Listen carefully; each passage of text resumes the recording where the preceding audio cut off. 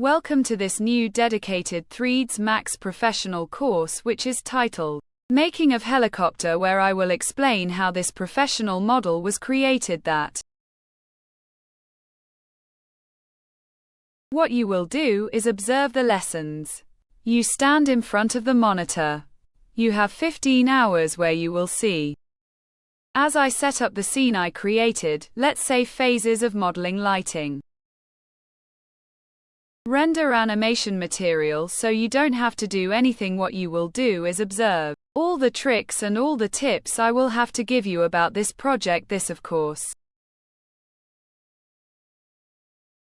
it is a very complex project. Here we have a very complex element regarding.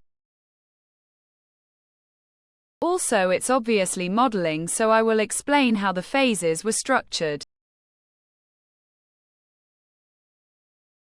Of modeling regarding this object that you see has many elements, we will analyze all our levels, all the elements that have been included, and we will also analyze those which are the final animations of this project. Specifically, we will see how I have